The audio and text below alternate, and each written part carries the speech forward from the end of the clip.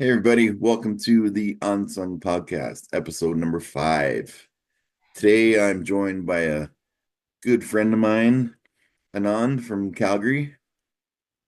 We met on Twitter like 3 or 4 years ago, and just one of the most positive dudes I've ever come across. Every Friday he's giving out shout outs left, right, and center, and just a great dude. So welcome to my little show here. Thank you, Dave, for having me on board. I appreciate the invite and I'm glad to do this with you this morning. Now, Anand is a diehard Flames fan. I'm a Leafs fan, so we'll try and keep this civil. Even though they are playing each other coming up on February 4th at the Saddle Dome, which is usually 50% blue. Have you ever been to a game when the Leafs are playing in town? No, no, I haven't. It's a battle. There's chant battles. It's pretty peaceful.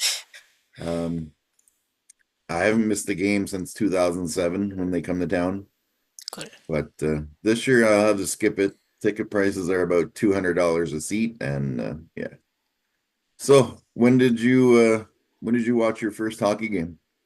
It was on October 25th, 2022. That was my first ever hockey game at the Saddle Dome. It was against the Pittsburgh Penguins. The Flames won 4-1 against the Pittsburgh Penguins that day. So I clearly remember it, and that was my first ever in-person hockey game. Nice. My daughter's 10, and her first hockey game technically was when her mom was 8 months pregnant and was also against the Pittsburgh Penguins. And Crosby and Malcolm were just, oh, it was so cool to watch them live. Those guys, they were a little faster than they are today. But yeah, so how did you get started with the commentary, like doing the online? So basically, I joined the SAIT broadcast news program here in Calgary. So SAIT is like an institution where you can learn about technology and everything. So I joined the broadcast news program because I wanted to explore a new career path. So that's where I started my love for hockey and love for broadcasting for hockey. So I've been doing it for little more than a year and a half now. They've been teaching us how to do podcasts, commentary, play by play, color commentary, and all that. So I've been learning it through that way. Okay. Now I noticed you did have one post on Instagram that went quite viral. I remember today hearing you on talking with the guys at CJ92 after that. My question is, do you read the comments? Yeah, I do get those notifications, but I just tend to ignore them in between. Just those positive ones, those I know closely, I respond and go back to them. But apart from that, I know I've been getting a couple troll messages, couple racist comments, which I try to ignore. I don't look at them. I know I do get them. I do get those notifications, but I just try to ignore them and don't respond. There is no point in going and retaliating. It will only make you look bad out in the world. So I just ignore it. If I do have that extra time, I sometimes block and report them, of course, but I just ignore them because they feel jealous that we are doing good, and I think the best way is just to ignore them. And the way I look at it, when I've had a few posts go viral over the years and a lot of trolls, and I say, hey, these guys don't pay you rent money, so why are you gonna let them live in your head? They right, they thrive on the attention, and it's hard not to respond to them, but just keep going and keep moving on and keep being positive.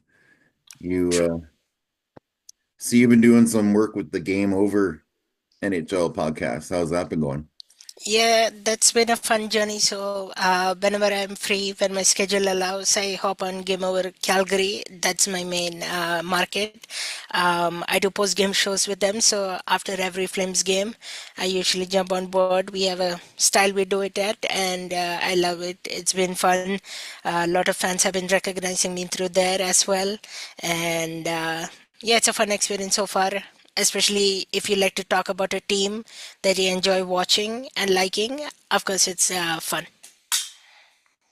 Okay, now which of the Canadian NHL teams You probably interacted with a lot of their fans on Twitter and Instagram and stuff. Which fan base do you think has the most annoying fans? Especially, okay, this is gonna be a tricky one, but especially after the recent McDavid suspension, and I think Edmonton fan base has the little bit more annoying of the fan base because of how they have overall dealt with this McDavid suspension, especially that statement that came from the Edmonton Oilers group, and then after all, how the fans have been reacting. Even that statement from Corey Perry, I believe. Yeah, it's been fascinating to watch. But yeah, I would say Edmonton Oilers have the annoying fan base from what I've seen recently, at least. Yeah, I've been to me as a Leafs fan, I've never had a problem going to games in Calgary, never had a problem in Edmonton, Winnipeg. I've never been to a Leafs game in Montreal, which is on my bucket list, but I've been to several in Vancouver, and oh, for me, it's the Canucks fans. I don't know. I've met some really cool ones, but I don't know. That's maybe being a big dude. A lot of guys try and start fights and stuff just because of the jersey, and it's just, you're just there to have fun. Um, that being said, you just started doing an internship with Sportsnet. What's that been like? Yeah, so that has been also a cool experience. Ever since I became a Flames fan, I've been listening to Sports in 960. Of course, you always like to hear a sports analysis from an expert as well. So I've been listening to that. I've been a huge fan of the Flames Talk post game show. I've been regularly calling, and then now to work alongside Pat Steinberg, Wes Gilbertson, and Logan Gordon and all. It has been fun. I've been doing mostly behind the scene work. I got a couple of opportunities to go on air as well to talk about like random questions. They have these segments called Text Line Takeover on Friday, so I got to jump on air for a bit.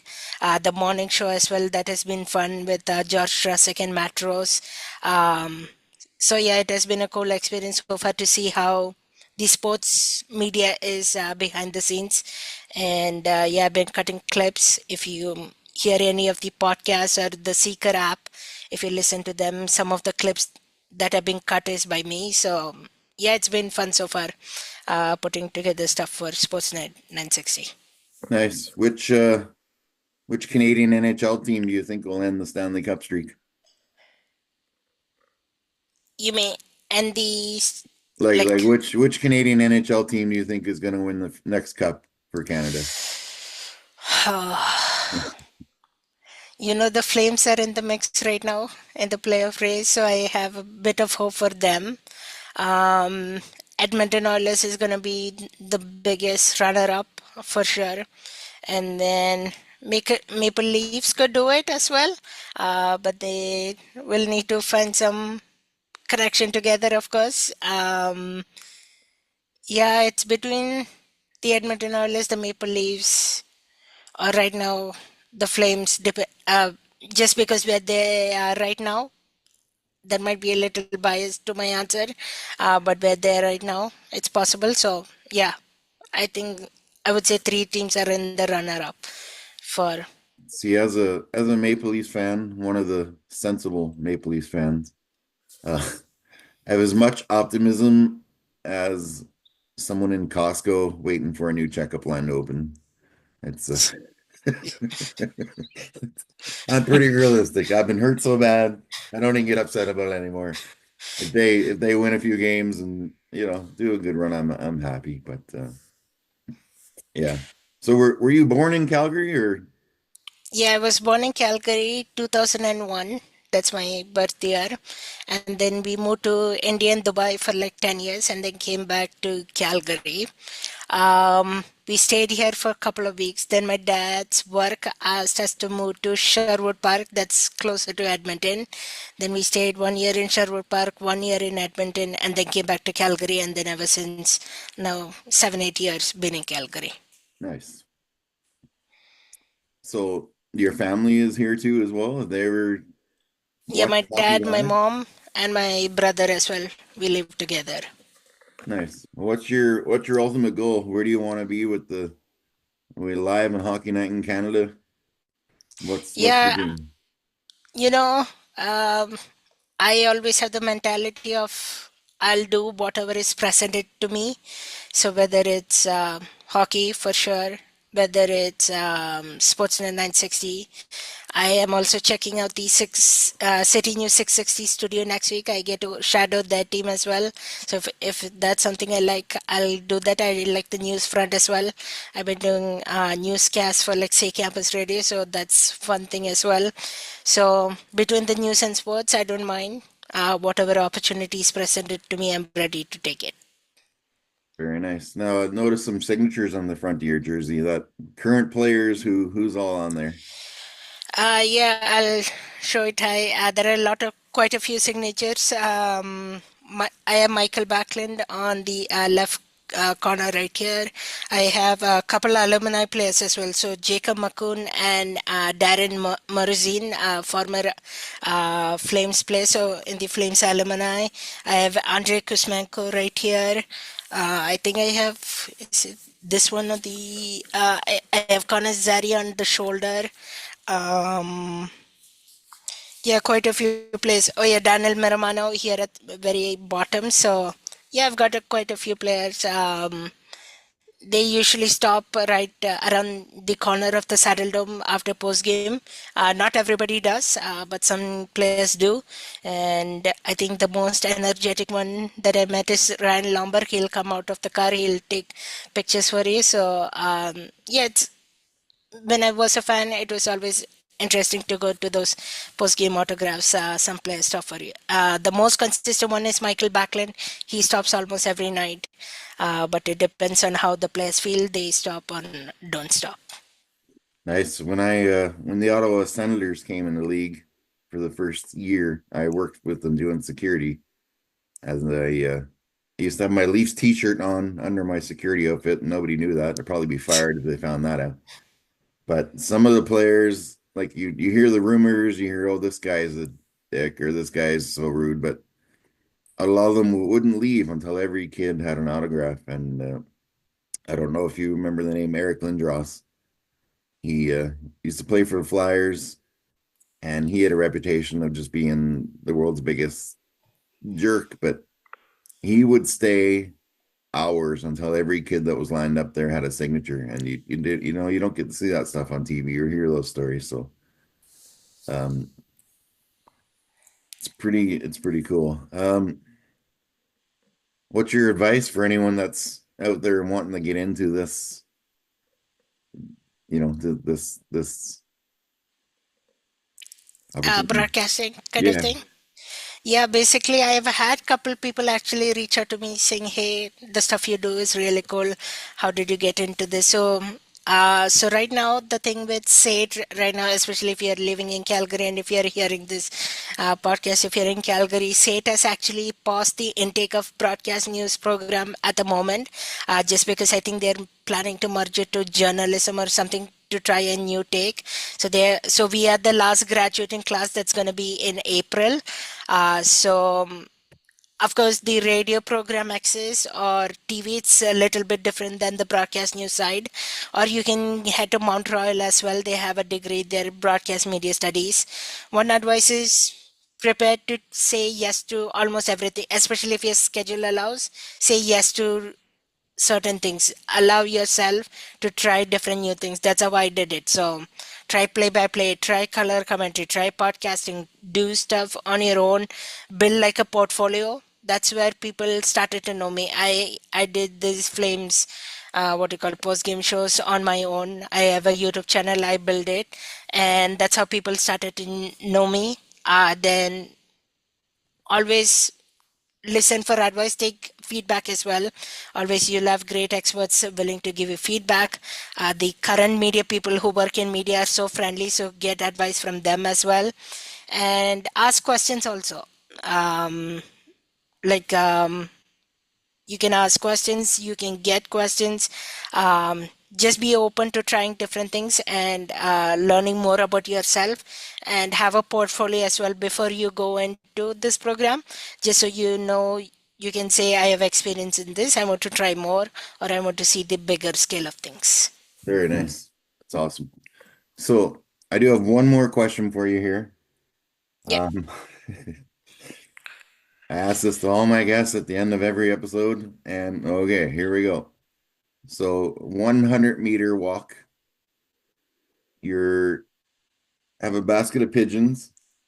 You're handed a certain number of pigeons. How many pigeons do you think you could carry for 100 meters? 100 meters.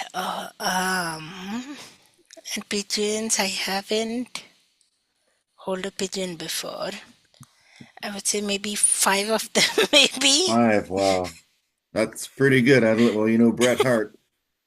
I got to go to a hockey game with Bret Hart, and we were just chatting. I said, I'm guaranteed I'm going to ask you a question you've never been asked in 1,000 interviews. And he's like, you're on. And that's where the pigeon, he said two, by the way. He could only carry two. But yeah, so if people want to find you, I'll put all the links to your YouTube and the podcast.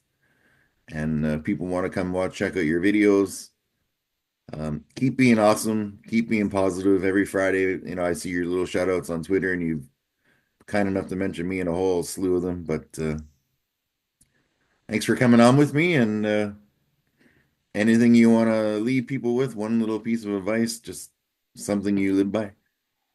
Yeah, just like Dave said, uh, keeping awesome, keeping positive. I think that's what the world needs more these days. So just being awesome and be positive. And yeah, all the best for what you pursue. Thanks for Dave for having me on board. It has been fun doing this with you. So yeah, keep up the good work. Looking forward to hearing the replay of this one. So um, yeah, thank you so much. Awesome. And we're gonna have a friendly wager on the Leafs versus Flames. They're playing February 4th. If the Flames beat, we'll send you a coffee certificate. We'll put one coffee on this game. How's that sound? And I'll do maybe something in return if you want. Yeah, All right, we'll all see. right. Have a great day. Thanks for listening, and check out the description for how you can keep up with Anand's jersey to Hockey Night in Canada. Thank you so much. Thank you.